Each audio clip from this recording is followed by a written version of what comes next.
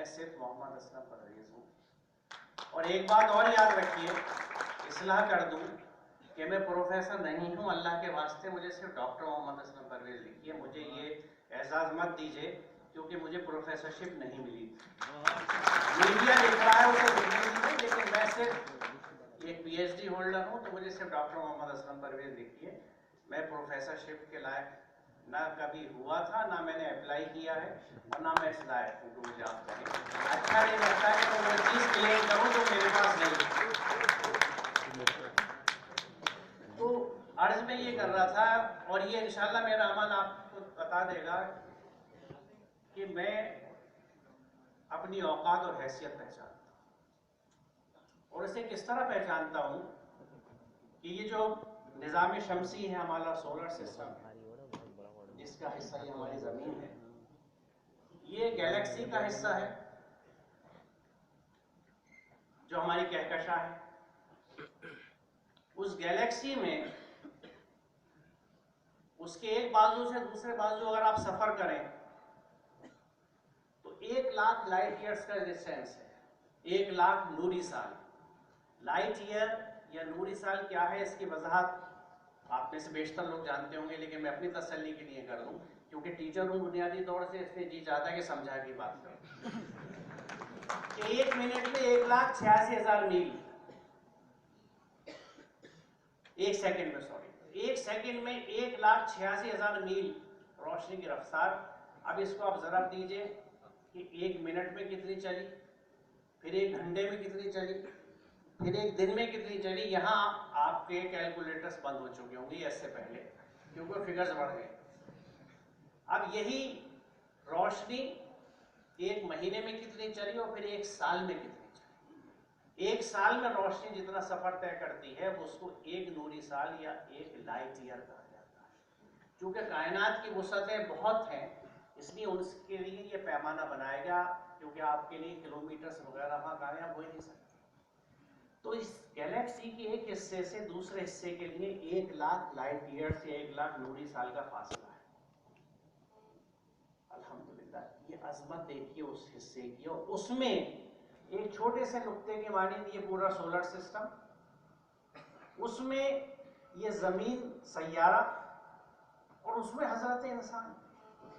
Mathematics के हिसाब से तो नेग्लिजिबल क्वांटिटी है, काबिल शुमार ही नहीं है, वजूद ही नहीं है। उसका करम है कि वजूद है, वरना वजूद नहीं है।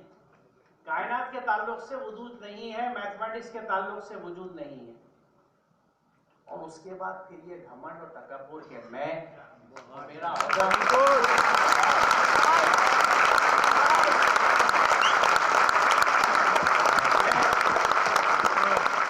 अर्ज ये कर रहा था आपसे कि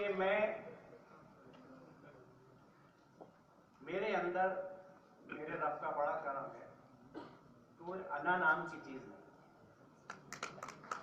मैं अगर कोई बात वहां से ये कह रहा था मैं कि अगर कोई मैं गलत फैसला या नाइंसाफी करता हूं तो ये जिम्मेदारी आपकी है कि आप मुझे निशान दें, और फिर मुझ पर लाजिम है कि मैं उसको रिवाइज कर लूं। उसके लिए जरूरी है कम्युनिकेशन। उसके सिलसिले में भी मैं कुछ जो मेरा अंदाज है आपसे शेयर करूंगा। एक अंदाज तो ये होता है कि वाइस चांसलर अगर कुछ गलत काम कर रहा है तो आप देखेंगे कि हर क्लासरूम में, स्टाफ रूम में, लेबोरेटरी में चर्चा ये क्या साहब कि वाइस चांसलर क्या काम कर रहे हैं, वो फला यूं कर दिया, फला यूं कर दिया। ये आम रविश है, क्योंकि वाइस चांसलर के सामने जाके कहते में थोड़ी सी एहतियात सामने रहती है कि पता नहीं भाई कोई नुकसान ना पहुंचा दे। जबकि मैं ये समझता हूं कि अगर अहबाब हलवा कुछ नुकसान पहुंचा सकते तो मेरा यह तकर्रुर हो ही नहीं सकता। अगर आप मिसाल देना चाहेंगे, होती हर चीज अल्लाह के हुक्म से है, कमी हमारी ईमान और यकीन में होती। बिल्कुल एकदम सही। लेकिन फिर भी आपको हक है जो रुख इख्तियार करें। लेकिन मेरी गुजारिश ये होगी कि मेरे किसी मामले में आपको अगर झोल लगता है तो आप पे ये जिम्मेदारी है, खास तौर से आज मेरे इस डिक्लेरेशन के बाद, कि आप मुझसे आगे बढ़ें। हम सब इस हॉल के पिलर्स की तरह हैं जिनको यकसा इस सिलेंडर का बोझ उठाना है।